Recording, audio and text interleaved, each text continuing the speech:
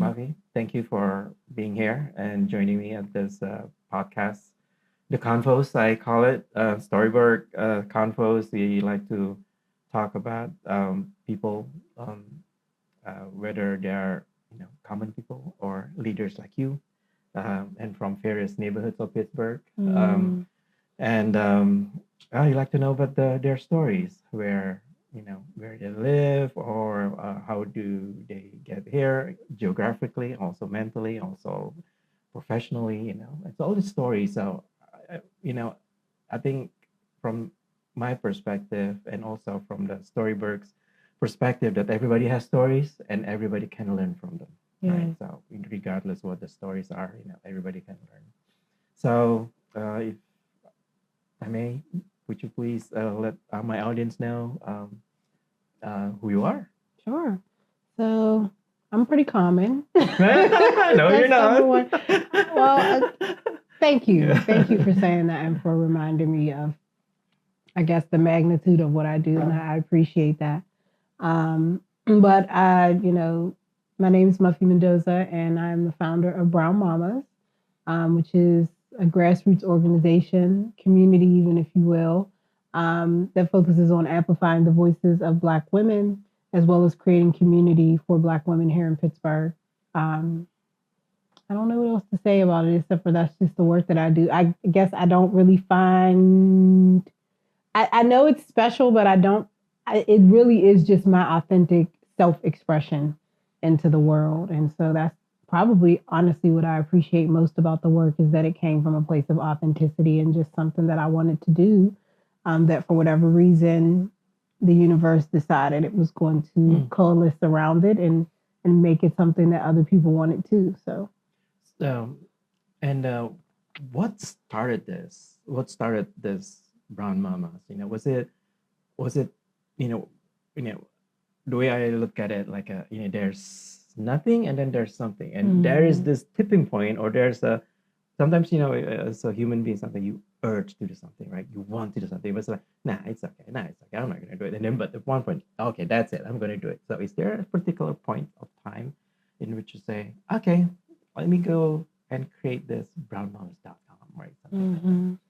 So I think time is really integral to this story because I always, when people ask me this question, I have like 3 stories that I typically point to as to like the reason why I started. But, over a decade away from the beginning of this work, I can honestly say it was just the right time at the right place. There were a few things going on in my life and some things that were going on in the world.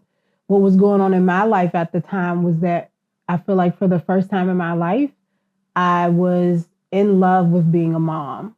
And that was, by that time I'd already had 3 children. They were 7, they were probably like 8, 3, and 4. And I can't say that before that point I was in love with it. But something happened when I moved away from Pittsburgh and then moved back home that just made me fall in love with the idea of just being a mom. And then at the same time, I was experiencing a huge amount of gratitude for my own mother. I think at the time that I was falling in love with motherhood, I was realizing how much my own mother had to sacrifice for me. And recognizing that maybe my mom had never really had that opportunity to really fall in love with motherhood because of societal circumstances and her own timing in her own life. And then the other thing that was happening in the world that I became aware of probably once I started Brown Mamas was that there were other Black women in the country that were thinking the same way, that were like, this is the first time in our history in America where we really had an opportunity to think deeply about motherhood. Because up until that point, around 2012, 2013, up until that point, most Black women found themselves in motherhood as a result of single parenting, as a result of maybe even force or trauma, and not necessarily as a result of like, this is actually what I want to do. And even if it was something that was like, this is what I want to do, I'm planning this out. It's like we were experiencing, it's like, I want to be a mom, but society says that as a Black woman, my work is more valuable, my body is more valuable as a commodity, and not necessarily just being a mother. And so, I think all of those things were happening around that time. So where the universe was supporting this urge that I had to really ask Black women the question, like, do you feel the same way? Do you love being a mother? And the resounding answer I got was yes, yes, I love doing this. I haven't had the chance maybe to make space for it, but I'd love for somebody to show me how to do that. And I just happen to be one of the many Black women around the country in Pittsburgh. I just happen to be situated in Pittsburgh to where I could answer that question like, well, this is how I'm learning how to enjoy this. And maybe you can do it too for yourself. Right. Yeah, so that's quite powerful. And from what I see in Pittsburgh, also from the connections that I have in Pittsburgh, right, there are a lot of organizations, especially nonprofits, that are led by African Americans like yourself, right? Because they are, even though they could be a single mother, right?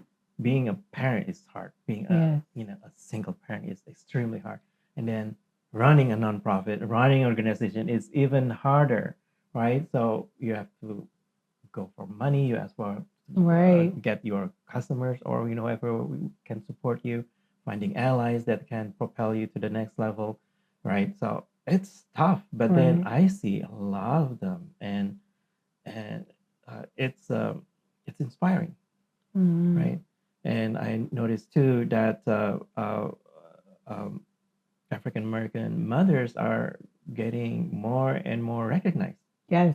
Right, because they're aware that this is the key. This is the key to progress, because this is pretty much a grassroots, right? When you have your community is your family, right? And, and when you do all this stuff, it starts from the family, and the impressions that your children learn from you, seeing it's a key, right? Absolutely, it's absolutely key.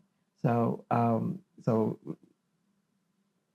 from that perspective, what did you learn from your own mother? Because I think more and more that we see that people say, some negative, some positive, like, okay, I got this intergenerational trauma from my parents and my grandparents, right? But at the same time, you got your positive traits too from your parents and your grandparents, right? So you have yours that you can share. I was growing up, my mom would always say to me, and I don't even think she knew that she was quoting Malcolm X, but she was. And she would always say, if you don't stand for something, you'll fall for anything. And so really my mother is this really interesting character. And at this point in my life, I turned 40, a year and a half ago. I'm 41 now. And I'm really looking at my mother with different eyes. And my mother is this person who believes so powerfully in people's ability to excel, even despite the limitations that were placed on her life at an early age and pretty much throughout her entire life. My mother is that person who always encourages me to take the next step, even when the next step is tough and hard.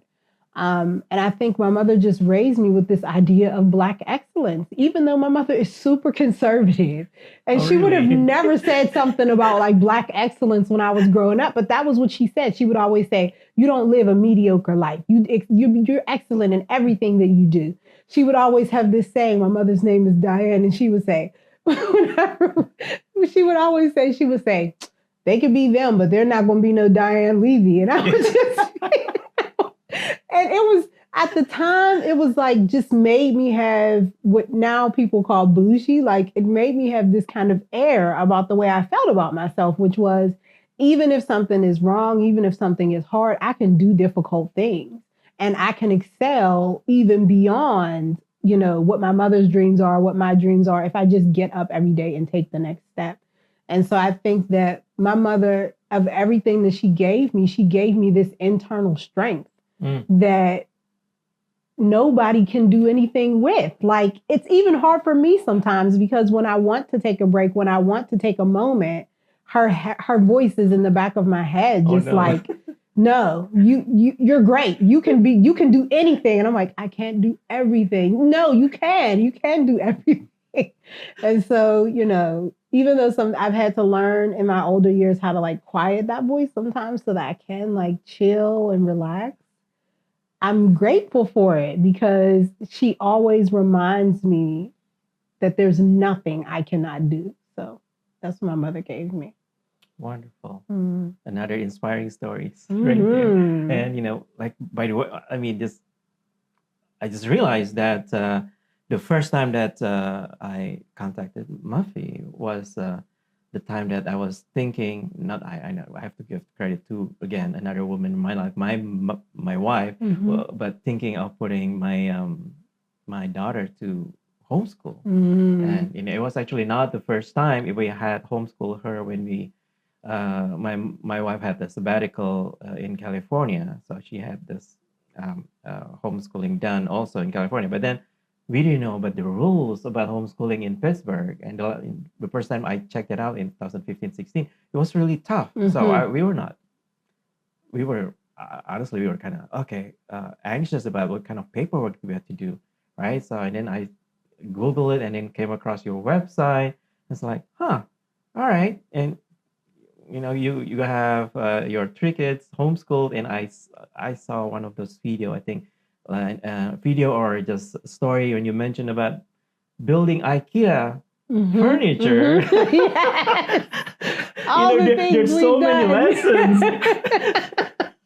Yes. I was so inspired, like, Right. what, she's doing this, and then she, could homeschool her kids. How? It's like, Right. Yes.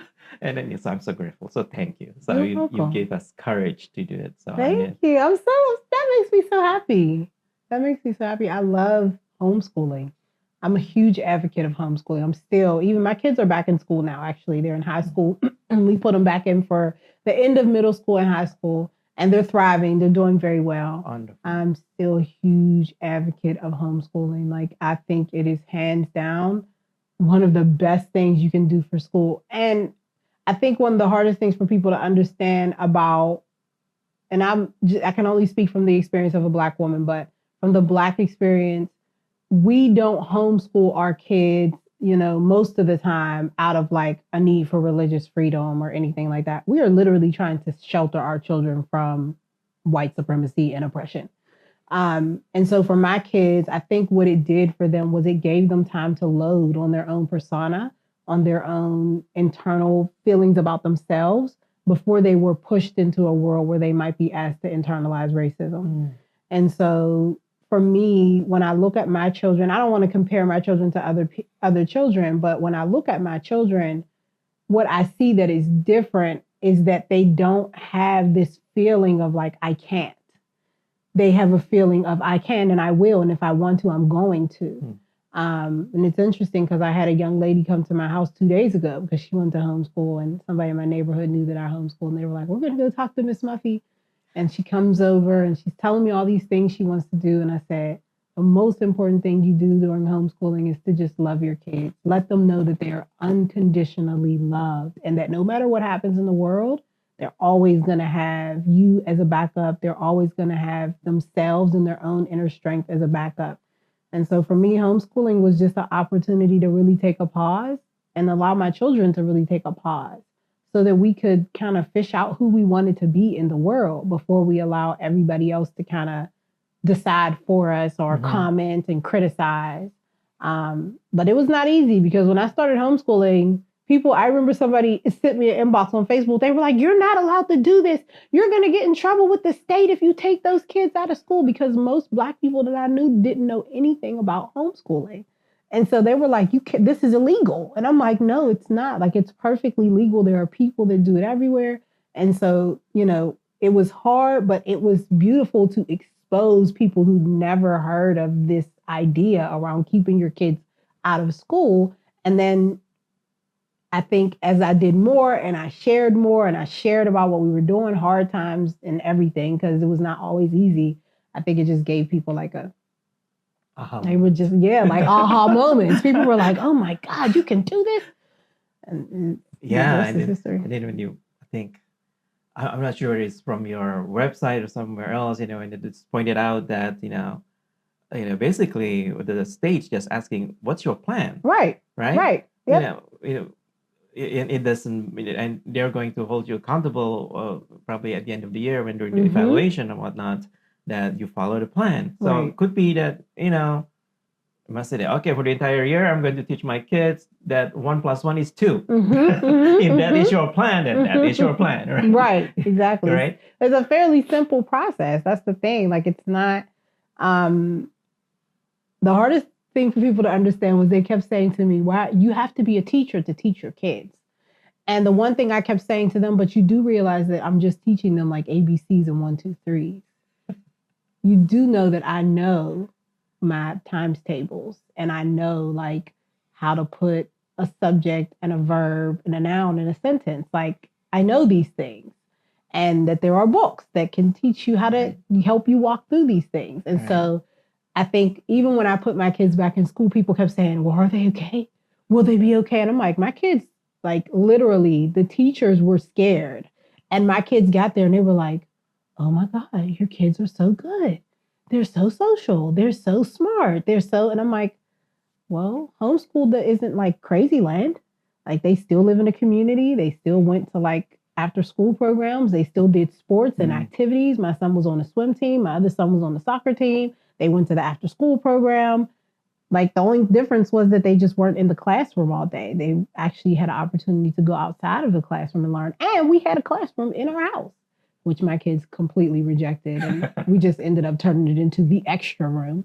So, so I mean, it was one of the best journeys of my life. I will always forever Yeah. remember that time, and I'm so grateful I was able to give that to my kids. I think the aspect of sometimes, often that people forget that, you have to remember the wholesomeness of teaching our Mhm. kids, right? You mentioned the extracurricular, the social aspect. Yeah, sometimes when we are too, something I have to admit that myself, I think I'm too like zone in, like, okay, she needs to know this materials, right? Mhm. I'm going to spend whatever time. So at the end of the day, she knows and she can cite me back all these things that but then when you do that, then you forget the Mhm. social aspect, the extracurricular, right? And Right. sometimes that you have to push it to them, right? When you say, "Oh no, I'm too tired. I don't want to do this," but And sometimes, remember how smart kids are. Like we forget what the nature of childhood is just because we're adults, right? Children are literally sponges. They have no interference. So when something comes into their realm, it's like they're a dry sponge in a sink full of water. They literally quickly, and it doesn't take very long as you don't present interference to them. So sometimes the interference that kids are experiencing in school is like very loud classrooms, maybe a teacher who is not as organized or doesn't have the ability or the support to do her job. Maybe there's a kid who's bullying in the classroom. So there's all this interference. So it becomes difficult. When you remove all interference, the one thing I realized, like the first year we did homeschooling, I did everything exactly the way you did it in the classroom. My kids rejected that because they were like, "We're at home. Why would we want to do this at home? We're not doing that. We're at home." The second year, I pretty much cried like every other day, and I was just like, "This is horrible. I'm doing a bad job." And then the third year, I was like, "We're throwing it all to the wind, and we're just going to do what works." And I realized, number one, it only took like I would say 2 to 3 hours a day, and then the rest was like playtime and talk to mom time and let's watch a movie or go to the movies yeah, or let's go outside and play or whatever time it was. And my kids, they just they sucked everything up. It was so easy to teach them because they want to learn. They're humans. Humans have an innate will to understand the environment that they live in. And so it just was not difficult. It was not as difficult as I thought it was going to be at all. yeah.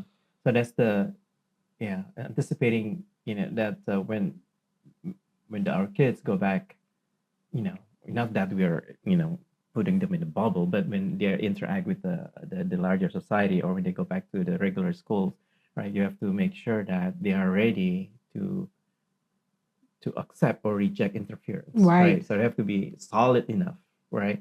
So that's the hard part, though, right? When can you tell that, okay, my kids are ready, right? Yeah, it's tough. So I mean, how do you determine that, right? I know that you have at that point you have the gap is like 8 years, 3 years, and 4 years, so you have like a 5 years difference and 1 year. So when can you tell? So I assume that all three of them went back to regular Mm-hmm. school at the same time.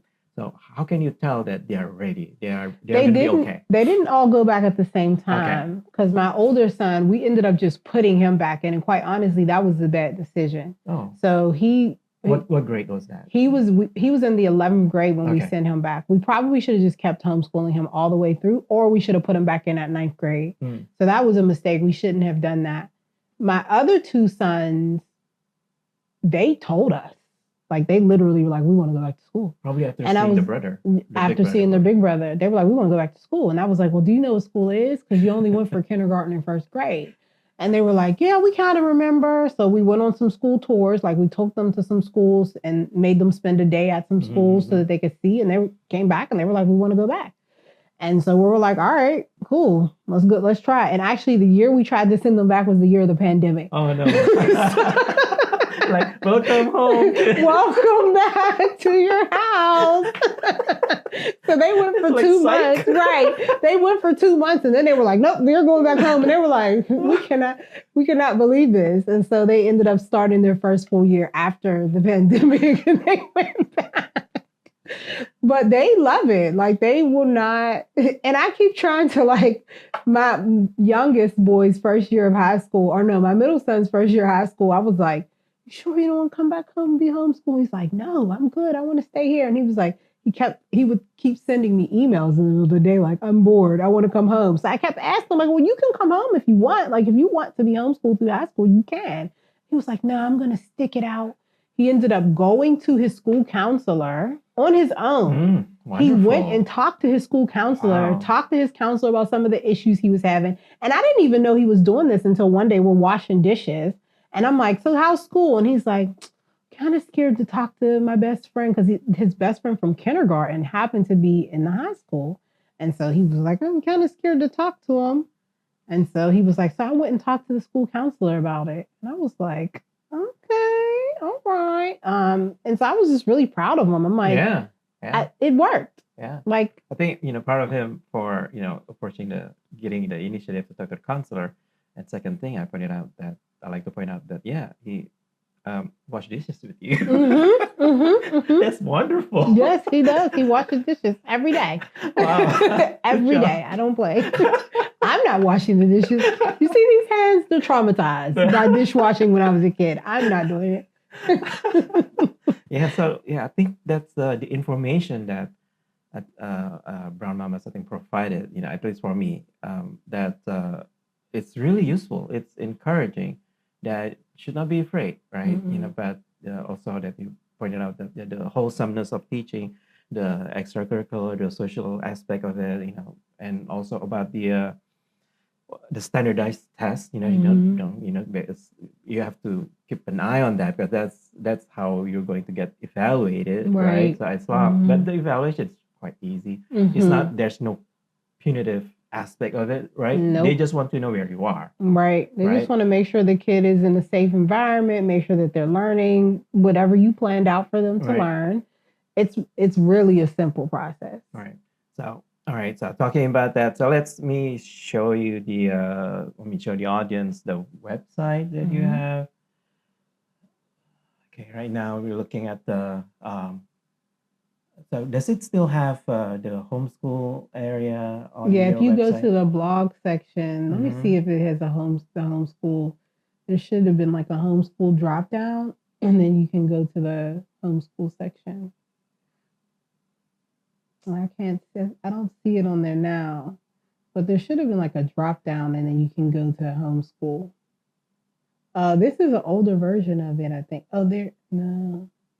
Because we've been doing a lot of publishing lately. Yeah. So So it's here somewhere. It's somewhere in there. Because, if you just go to the little them. search box and put in homeschooling, you might be able to find it there. The work in progress, guys. Work in progress, but it's there. Oh, there you go. Oh, there it is. Is it there? It's Where it says resources. Homeschool resources. Yeah, there you go. Yeah, we just had it rebuilt, so I don't even know where everything is. Yeah. So So yeah, this is a great thing, right? So Yes. starting, I mean, the way I remember it, you start from the homeschool, and then the Brown Mamas like expanded to, you created a lot of events, Mm-hmm. right? There's the one thing that we're going to cover later on is the Brown Mama monologues. Yeah. I listened and watched the stories, some of the stories. It was awesome. There's a healing circle, self care Saturday. Yes. Yeah, I think this having this community, right? It's community that thinks alike, that Mm-hmm. who also experience, similar struggles and successes sometimes. It's really useful and powerful. Yes. I think that so I'm at a very interesting place in my life where I'm looking for a new community for myself. Mm. And being in that place is really helping me see the value of what Brown Mamas was or is for Black moms in Pittsburgh. I think when you move to a new region, or even just when you have a new experience, whether you're having a new baby or you just got married and maybe now you got bonus babies, or you're just in a new relationship with somebody that you haven't spent, most of your life with, you kind of need familiarity. Mm. You need to have a sense that you are still grounded in who you are. And I think that's what community gives you. It gives you a sense of grounding. It gives you a physical space, or sometimes even just not necessarily a physical space, but more of like a spiritual space that you can harken back to say, I remember something about myself. Because um, who said that just recently? I think it was Maya Angelou talking to Oprah Winfrey when she said, your legacy is what people say about you or what people think about you when you're not here anymore. But I think your Wow. legacy is also in the present, what people think about you and what they say about you. So that is very powerful when you have a group of people that you can go to and say, I might not remember who I am in the moment, but these people, they remember who I am. They understand what I need. They understand who I've been up until this point. And when you're going through a change in your life, whether you're moving to a new city or just having a baby, you need to be able to say, these people are familiar to me, so therefore I become familiar unto myself. Do you differentiate in-person community versus online community? I think there is a difference. I think there is a vast difference. But I think the way our world is today, they're both needed and very necessary. Oh wow. Because Which one is better? I mean, for there saying nothing beats in person. There's nothing. We could agree. have the same conversation on Zoom, and it'd be a completely different conversation just because we can't feel each other's energy. And so nothing is ever going to beat meeting somebody somewhere and hugging them, or even just making eye contact. So nothing will ever beat that. I think the power of online community is it allows you to meet people alongside your interest versus alongside your proximity. Because that can be a challenge in community, especially if you are a person who's making a change to your life, Mm-hmm. and maybe the people around you are not necessarily, are not in alignment with that change. And so having that online community allows you to meet people that may not be in proximity to you, but that share a common interest and maybe a common goal. And even in Pittsburgh, like all of our moms in our Facebook group are from Pittsburgh, but there are legit some women who have made relationships just in that Facebook group and have not met each other before. They live in the same city. And so I think there is some strength to that. And I think we can, as long as Mark Zuckerberg continues to allow us, we can utilize Facebook to really strengthen what we can do in person and build those connections offline. I know Brown Mamas has a big imperative this year about really ramping up our online support, because we know that, especially Black moms in Pittsburgh who are dealing with very specific and sometimes daunting socioeconomic, circumstances. Mom may not have time to come to the support group on Saturday. Like that's just is what it is. Kids may have activities. She may just be tired. And so, putting her into our healing circles are actually online. Our self-care Saturdays are in person, but healing circles are online so that mom can just drop in and say, look, I need to be in a place that's familiar. I need to talk about some things that I can't necessarily talk about with the people in proximity to me. And this is a safe space for me. So I think it's about a conjoining of the two. But you need in-person interaction. Without it, we all know during the pandemic, we all suffered. and we need to be able to see, hug, touch, feel people. Yeah. Yeah, I'm glad to hear that, I think we share the same approach that, yeah, online is a good start, for people to get to know us. But the real connection happens in the real Mm-hmm. person, in person. But at Right. the same time, we have to be mindful that there are a lot of people who just cannot afford Right. time or resource to be present Mm. in real life, right? Because probably there are uh, yeah, there are kids activities, or they Mm-hmm. themselves are tired, right? And Yeah. for our event, the Storyburg, there's a DMZ event, there's uh, one audience who's who asked us, is it going to be online? Is it going to be online? And I told her that, yeah, we are going to be online forever, because we Mm-hmm. know that we're going to be hybrid all the time, because we Right. are aware that some of them are just can't afford to, Right. or they're not comfortable. I know Mm-hmm. that the fire's still out there, and they just, they had it and they don't want to get sick again, Mm-hmm. right? So yeah. And I think Pittsburgh presents its own unique difficulties when it comes to in person. There is, number one, we have our communities tend to be a bit siloed. Mm-hmm. And we still live in a city that is really struggling with gentrification, is really struggling with segregation. And so I think that depending on where you can take up space, because an Right. organization like Brown Mama is like, we don't have a physical space. Like we meet where we meet at. And so sometimes that can be a challenge, is to just find physical space that is available to us at a rate that we can all afford, that makes sense. And so I think you always have to consider geography, and the societal issues around that geography when you're Right. thinking about community. Right. And you mentioned about, yeah, people don't cross rivers. No, they don't. We don't. It's unfortunate, but it's true. Yeah. Yeah. I don't know why. Were you born here in Pittsburgh? I was born in Pittsburgh, but Okay. I have to say that that has not been necessarily my experience, because I was a kid who would go everywhere. I was a kid on the bus. I was a walking kid, and I visited my friends no matter what neighborhood they were in, and I'm still like that. So Okay. So let me ask you. You probably have a better insight. So why don't they want to cross the river? What is the what is it?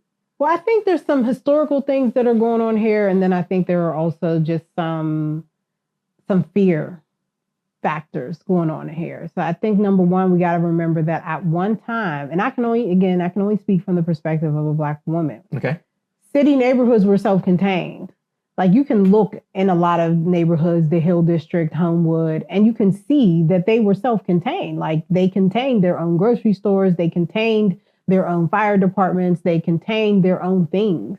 And so that's hard to break when it's generational. And I think Black communities in particular were used to being self-contained. You didn't have to leave your neighborhood. And even if you go to a city, if you harken back to another time and you go to like Brooklyn, go to any neighborhood in Brooklyn, you do not have to leave your neighborhood. If you're in Flatbush, you can stay in Flatbush. If you're in Bay Ridge, you can stay in Bay Ridge. You don't have to leave. And so I think Pittsburgh had that same environment at one time, and we have bridges. So do I really want to leave? Bridges. Two lane bridges. So do I have to leave? No. Do I want to leave? I also do not want to leave. And so I think that has just carried over. And I think in particular for Black folks, I feel like there is a certain degree of fear just in terms of going to other neighborhoods, because our Black communities, number one, they are very siloed. And there are oftentimes many white communities that exist between those Black communities. So getting to each other is not always easy. You can't go from Homewood to the Hill District in like the snap of you got to catch several buses. Our Port Authority has not always done a very great job at making sure those buses can connect to each other. So you have to go all the way downtown just to get to a neighborhood that exists like 2 blocks away. Yeah, 2 blocks away. Like literally, my son's coming home the other day and I'm like, He's like, I need to go to the store. There's literally a store less than a mile away from our house. But in order for him to get to it, he has to catch the bus downtown, then go get back on another bus, and then get to that bus to the grocery store. It makes no sense. And so I think there's just a lot of historical. I think there's fears. I think there are just, our city sometimes does things what we call ass backwards. It's just, and it creates this environment where it's like, is it purposeful or is it just the way things are? All right. Thank you for educating me that. And I think providing analogy that you mentioned that, people in Flatbush and Brooklyn, they don't have to go anywhere. No, you And don't. that reminds me of, when I still live in the Bay Area, and then there was a fire in San Francisco, Chinatown. And there were people who got trapped and, they died because, the residents in that building didn't speak English, but they were born. Their grandparents were born here in America, and it's like, how could that be possible? Yeah. And then, but like you said, they're self-contained. Yeah, you have to leave. You don't have to, right? So they could just go to school, where they get their grocery, they got a job, they got their paycheck, they got their probably services from the neighborhood. Everything is there, right? So there's no need to go to other neighborhoods, right? So and hearkening back to this idea with familiarity and community, like that's how we're hardwired as humans. If we have something that we're very familiar with, a communal experience, like we try our best. Our physical bodies will try their best not to deviate from that, because that's how we're built. So like doing something new, people talk about it all the time. Like, you can do a new thing. Can you? Can you physically do a new thing is the question. You can do it in your head, but can you actually make your body do it is the question. Yeah. So, yeah, that's quite challenging. Now, if we put ourselves, again, we both of our groups are nonprofits, and we like to build community. And always the funders, they always ask for impact. How can you do this more than just your community? How can you expand, right? So that's the difficulty right there, right? Absolutely. Because the question is, why expand? And then, is that what the community wants?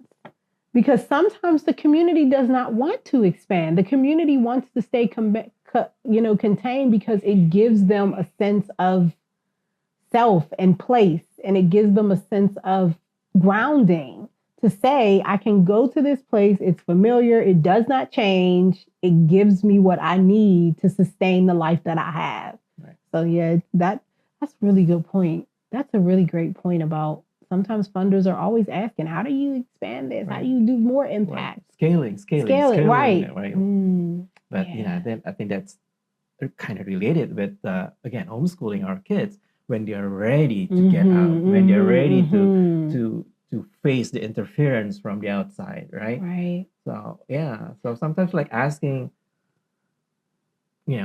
like scale, but you have to think that, is it ready? Or like you said, is it what the customer, or not the customer, but the community that we serve, is it something that they want? Right. Yes. And what do you scale? Because you don't have to scale everything to scale one thing. Right. You can say, this part of what we do as a community needs to stay just for us. This part here, though, could potentially make us more money or get more impact or serve more people if we did this one part right here more. But these other things are fine the way that they are. Why would we change them if it's working? So, yeah. Right. True. Very true. So, okay, let's switch a little bit to the fun side before we go back to the more serious part. Jennifer Hudson. Oh, Jesus.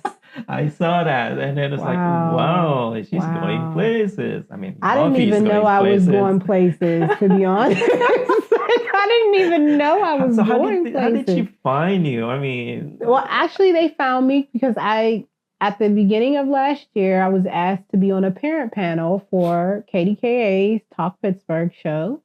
And so I'm on that show every month. I just did a segment with them last week. And that's how they found me, was because I was doing this show every month. So I had like all these media clips out there. So they found me that way. And the rest is kind of history.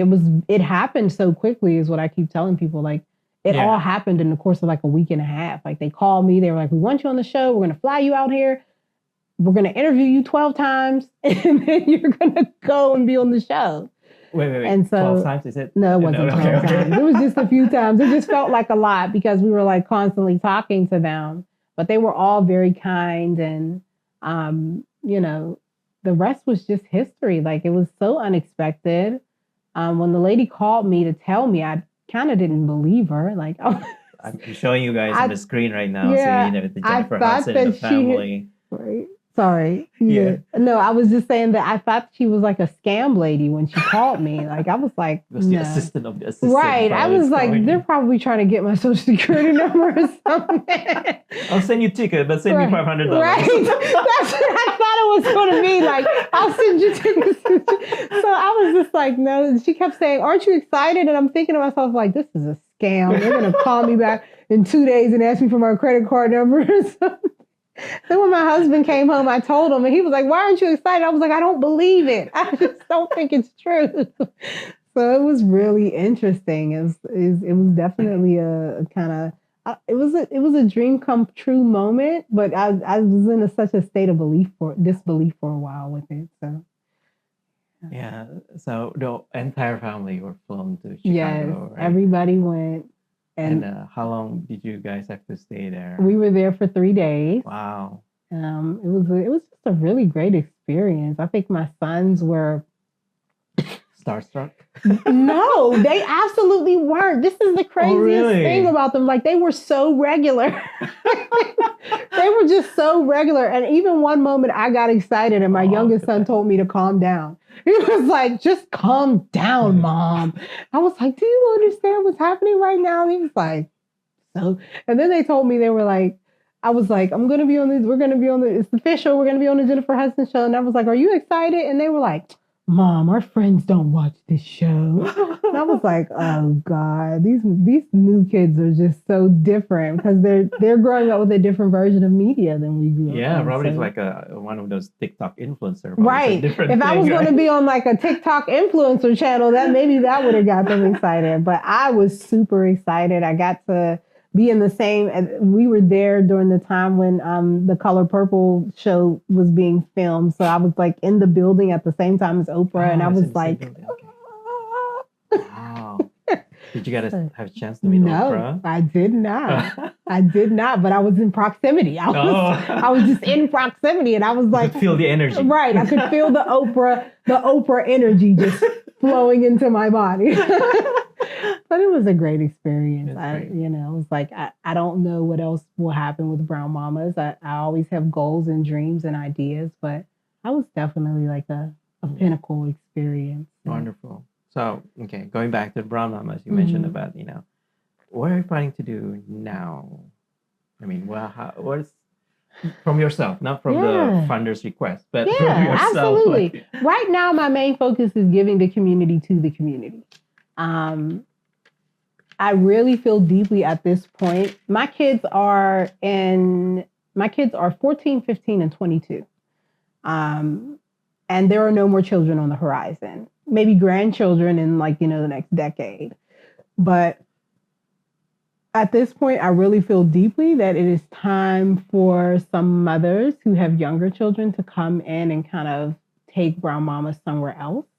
So right now, I'm in the middle of a 6-month pause right now. We just went through strategic planning, which was like very eye-opening for me, just being able to reflect with other members of the community on like the impact and what we've done so far and, what the potential for the future is.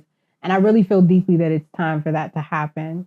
So I'm putting some plans in place right now to just like recruit some new moms and kind of figure out where some of the younger moms in our community want to see the community go and really give them the reins. Like that's really my goal, is to give them the reins and hopefully be able to provide some perspective and some strategic direction for them, but to really, allow them to make some decisions. That's so generous of you, because I often see that when the leaders, just keep on grabbing, the organization, and not letting go and not giving opportunities for, those who are probably are ready to take on, right? Yep, So absolutely. good for you. That's what I'm hoping. So Yeah. I actually keep telling people I don't have a vision. I don't want to have a vision right now for Brown Mamas. I Yeah. really want somebody else to come in with their vision. I think the time for my vision has not expired, but I think it's time to integrate that with somebody else's vision. Yeah. And figure out what our moms who have young children right now actually need. Yeah. And so on the other side of it, do do the founders agree with your approach? I think they'll have to. Okay. I think that's one of the beautiful things about She's a building badass. community. I think they'll have to. Yeah. I really do. I think they'll have to because I think Okay. that's the thing that we have to recognize about community. Something my dad told me a long time ago. He said, you know, Muffy, one of the issues that African Americans have with our community is that we don't allow the community to upgrade itself. You know, the elders don't want to realize when it's not your turn anymore. And that's something, I'm not an elder yet, but I know in the next 20, 25 years, I will be. And so it's time for me to start learning how to relinquish some of that control. And I think if the funders are, you know, if the funders want to do the job that they say they want to do, that they have to recognize that, you know, community cannot stay stagnant, culture cannot stay stagnant, social justice work cannot stay stagnant. It has to evolve. And that means giving it over to the future, which is people who are younger. Right. I don't have the same spunk I had. Well, I started this when it was a sparkle in my eye when I was 29, started it when I was 31. I'm 41 now. I'm at the midlife crisis point. And you know what happens at midlife crisis? All those tangible things start to come in like, well, are you going to retire? When are you going to pay off this house? Like all those things start to come in. And you have to be willing to admit that you don't, when you were 30 and 25, you didn't have those same thoughts in your head. And so those things begin to take up more space the older you get. And so just recognizing that I still have vision in me. I still have a lot of spunk in me. I'm still young, but I know that it's time to bring some younger women in because the way they're thinking about the world is way smarter than the way I'm thinking about the world because they know more. And they have much more of a pulse on like what's actually happening right now. I don't want to go outside. Like I'm happy in my house. They're still outside. They're still outside. So, which is it is really hard. You know, I see that when I think I like to put myself in the different shoes. Like you know, when you mentioned about this, what you like to do, and I'm sensing that for the funders, you know, they want to continue building the impact and the scalability, right? That's why a lot of like a celebrity oriented you know aspects. If the leader is already famous, if you have the names, they just or a name, or it doesn't have to be a person, as can be just be organization. If organization has a good hold, and they just keep on adding on it, Right. do more, But I right? think it's also up to us because I think there's also an element of ego that's there, you know? And like I was talking to, I'm in a support group for entrepreneurs. Thank God for the Greenwood plan. And I'm in a support group for entrepreneurs. And one of the things that we were talking about, because I was having some issues, is just recognizing that you are not the business. The business is the business. You are you. Now, if you're smart, you recognize at some point that you have to allow the business to have wings beyond you. But that doesn't mean that you aren't valuable or aren't worthy or aren't, you know, capable of doing something else. And so I think it takes real courage, and it also takes, you know, a quieting of the ego to admit when it's like, I can stay here for the benefit of the organization and I can still be around. And like I've told some of the people on my team, like, I will lend this organization my name forever. I built it. I love it. It was my baby at one time. But giving it my name doesn't mean giving it my presence. It just means that you can forever say Muffy was a part of this organization as the founder, and in whatever capacity I can be helpful, I will be helpful. That doesn't mean I have to be, you know, strongholding the mission. The mission has to change with the people, and if it doesn't, then what's the value of the organization, really? You know? Right. I think it should be everybody or every founder's dreams to have their organizations outlast them. Right. So build the the L or the legacy, right? Right. And if the organization continues without you, that's the ultimate success, I think. Absolutely. I agree. So I also heard that you're in the transition team. Hmm. So how does that experience, or is it still happening, or? Yeah, I'm still in transition. Like this transition has been about a year and a half, maybe 2 years in the making. Mm-hmm. And what that's looking like right now is just really sitting down with my current team members, Mm-hmm. figuring out what their strengths are, figuring out, how they sync best, and then figuring out what they need. Okay. And how can we bring some new folks into those spaces of what they need and build around that. And then also thinking about, like, from a leadership perspective, like, what does the next leader of Brown Mamas need to look like? And not necessarily replicating myself, but Mm-hmm. really, for me, it's about really taking time to really investigate, like, how did you build this? What did that process look like? And if you could put somebody else in your place, what does that person need to have in order to be not, I don't want them to be just as successful as I want them to be more successful than I've been. So just really, I think a big part of, if you have an organization that has been lucky, like Brown Mamas has been lucky enough to last this long, I think a big part of your duty is just reflection. And I think you do yourself and the organization a disservice when you don't take the time to reflect. Wonderful. Yeah, that's a hard part, right? Mm-hmm. Reflecting, which means looking at the positives as well as the negatives, and then saying what we could have done better, Right. and what we should do better next time around, right? Yeah, it's awesome. And so I also checked out the Brown Mama monologues that you have. So let me pull it up on the screen. Okay, so what can you tell about this Brown Mama monologues? And why do you have it? And what prompts you to have it? So at my heart, I'm a communicator. That's my strength. And quite honestly, I think my strength as a communicator has been what has made has been a part of what's made Brown Mama so successful. I can write a speech in like 5 minutes. Like, you can give me a topic and I'll just write it because Wow. I that is my gift. Like, that is what I've came into this universe with, as a gift. And a few years ago, I was sitting in a coffee shop with a girl. Actually, we were not coffee shop. We were sitting in a Vietnamese restaurant, and she had asked me. She was like, "So, Muffy, what do you really want to do with this Brown Mamas thing?" Because we were only like 3 years in, and I was like, "You know what? All these stories that women are telling us, we need to put them on a stage. Like, other people need to hear them, and other Black women need to hear them because they need to feel like validated." And she was like, "That's a really good idea." And I was like, "I'm going to do it." And so a few years later, fast forward, like, that was in like probably like 2016, about 2 or 3 years later, I was like, "We're going to do this. Like, I'm going to put these stories on stage." And didn't have any money to do it with. We were at the library in Homewood in the basement in their auditorium, which is a beautiful auditorium, by the way.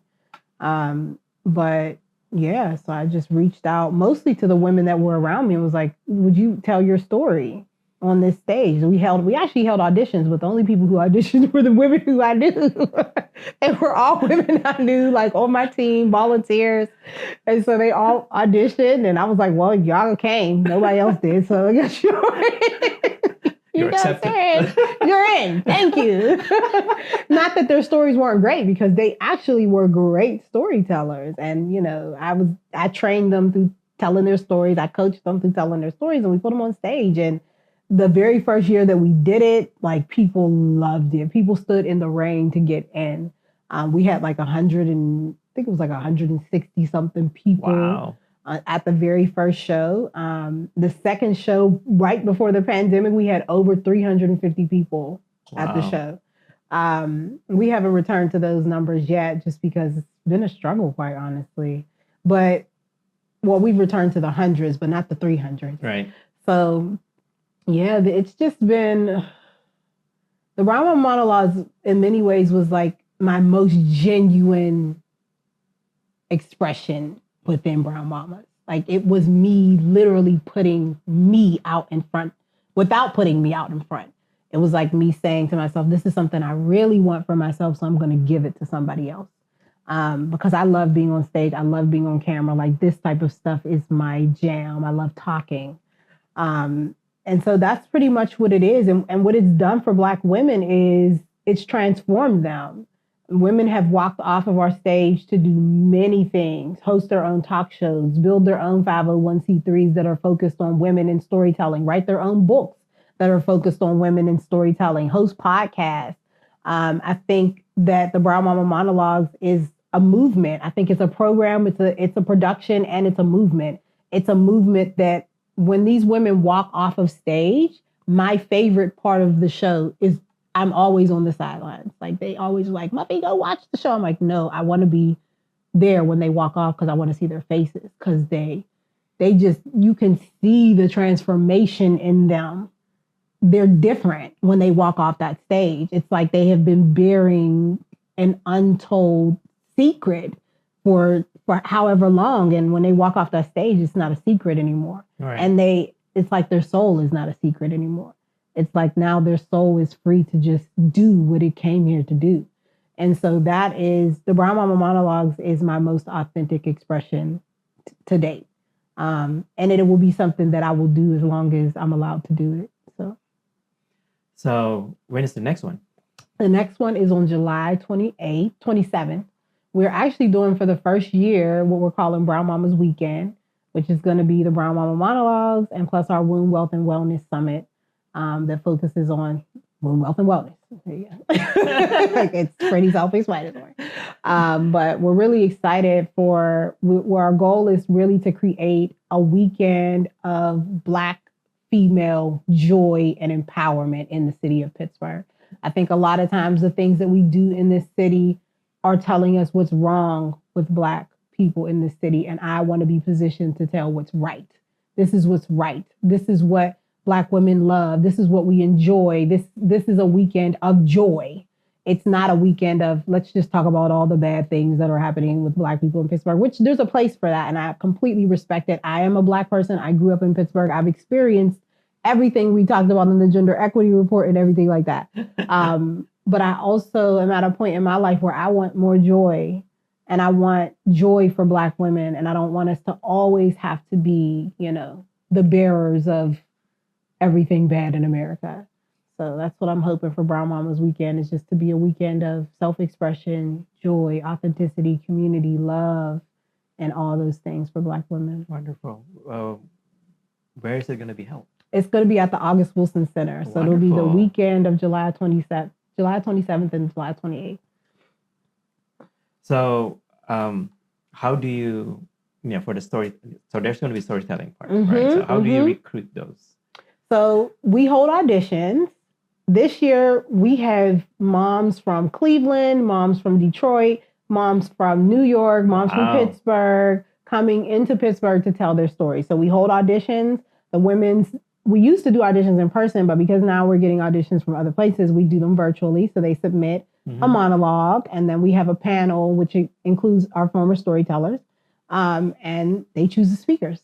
And then we coach them over the course of 4 months.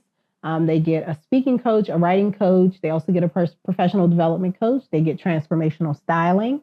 What's the other thing that we do that I always forget? Oh, and I call it rehearsal therapy because it's always therapy and rehearsal together. And yeah, we prepare them to get on stage. And we've told so many different kinds of stories.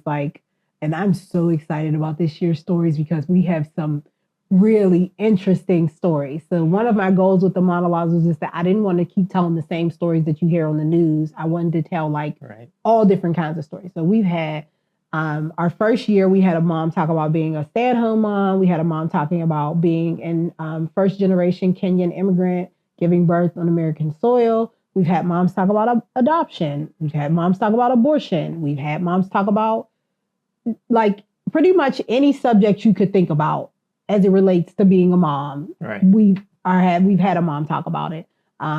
This will be our 50.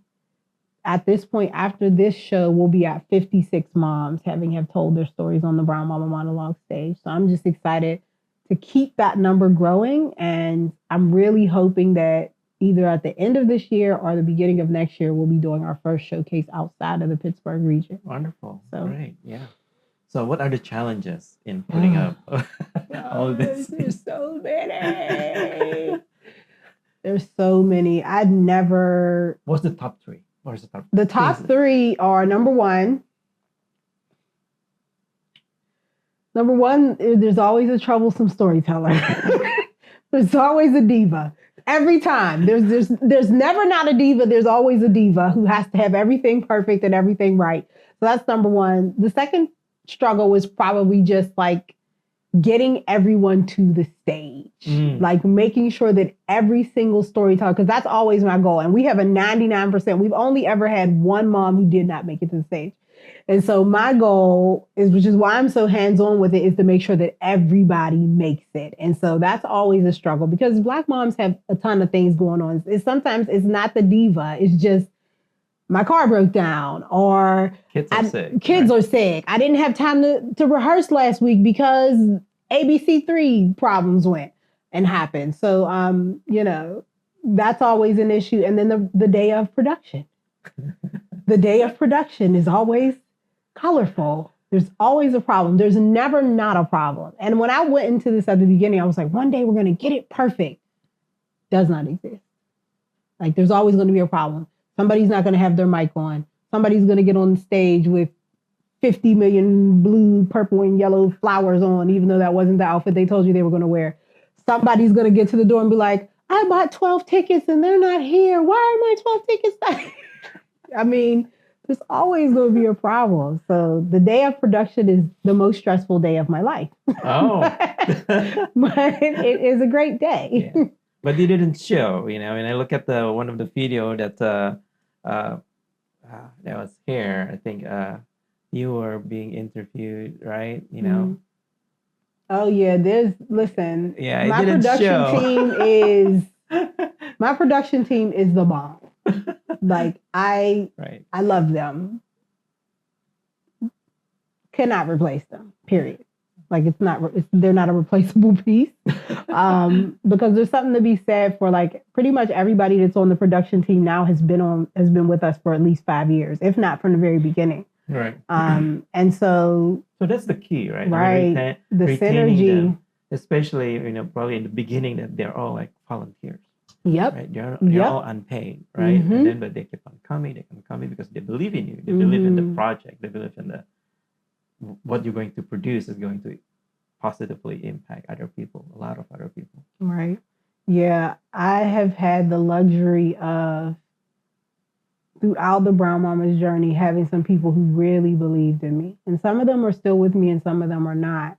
But their contribution, when you're building something that, quite honestly, should not be profitable, and you have to make it profitable because we live in a capitalistic nation, and you have people who are willing to volunteer their time, their expertise, their ears to you, that's priceless and not replaceable. Right. And that's just, there's just a debt of gratitude I owe those people, no matter if they're here with me still or not, Totally. So I think for the last subject, now that we have Mayor Gainey as our mayor, and then we have Sarah as our county leader, county executive. So, and I think you are also in the part of the transition team, I think, for the county? No, I'm not. Okay. Not that I'm aware of. I am not aware if I am.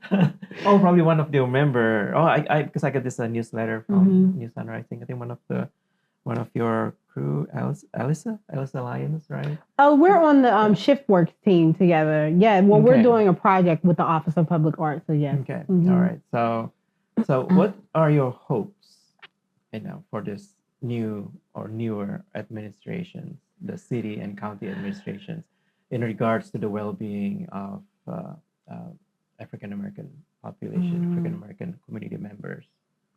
So I would say that I pray for Mayor Gainey and Michelle Gainey, First Lady Michelle Gainey, often, because leadership is difficult. And I think it's easy for folks to think that when they see, this powerhouse couple, heading our city, it's easy for folks to forget that they exist within a system. And it's a system that has not always been friendly to Black folks. And so my hope, quite honestly, is just that they continue to make it and get up every day and put one foot in front of the other. Mm. Because I know that they are experiencing struggles that none of us understand and probably won't understand anytime soon. The political process in our country it's daunting right now. It's hard to watch. It's sad, quite honestly. And for a Black man and a Black woman to be the head of the Keystone, one of the cities in the Keystone State. People forget that Pittsburgh is a place where many of our founding fathers hung out at, made money at, and our city is a real propeller for industry and power in the United States. And to see a Black man and a Black woman at the head of that is empowering. It gives me a lot of confidence in terms of what will be possible for my children and my grandchildren. But I never forget that they exist within a system. And I think sometimes, when we see things like the first Black mayor, we get really astounded, not realizing that, it's a great thing, but it's also a sad thing that we're just getting the first Black mayor of a city like Pittsburgh that at one time had a huge population in their city of African Americans. Right. And so I send them blessings and love and votes their way. But I also recognize that to expect them to change everything within one administration is extremely unrealistic. Impossible. Impossible, right. This is a system and it's not going to die overnight. Right. I think, the key that you mentioned that, they have to exist within the system that has not been friendly. Mm-hmm. Right. Right. And what about on the county level?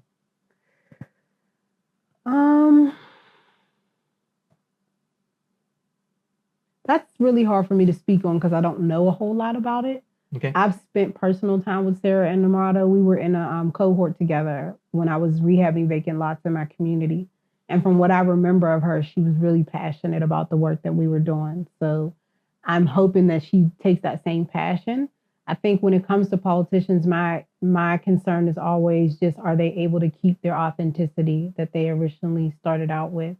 And so that's my hope for her. I don't know enough about county politics to comment on it, but what I will say is from the time that I spent with her personally, she was very passionate about the work that we did. And I hope she's able to take that into her career, her political career.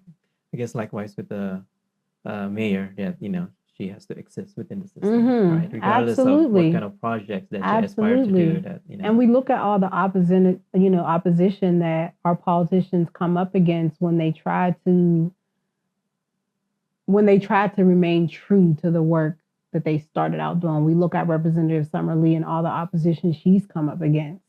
I'm sure if Sarah does the same thing and tries to stay true to her grassroots, ideology, it is going to be rough. So the thing for me when I see politicians who, come from a similar ideological background that I come from, that are trying to remain authentic, I just pray for their souls. That's what I do. Quite honestly, I pray for their souls because we're dealing with the devil, right? Those are some sharky waters. So, with that statement, are you gonna be an elected official anytime? No, I would never consider it. Because you're good at it. I'm not good at being politicians, but you are well liked. You have great influence. And I could never. I don't have that type of temperament. I don't have that type of temperament, and I'm way too out of the box thinker for political endeavors. The way I like to get things done is very rarely in relation. It's not in the mainstream. It's not in the mainstream. I'm committed to my own soul. Before I'm committed to anything, if I can't do it the way I want to do it and the way I feel like is the right way to do it, I'm not interested. I will quit it. I will stop it. Anybody who knows me in the city of Pittsburgh, one thing they know is when Muffy say no, that's what she means. There's no coming back.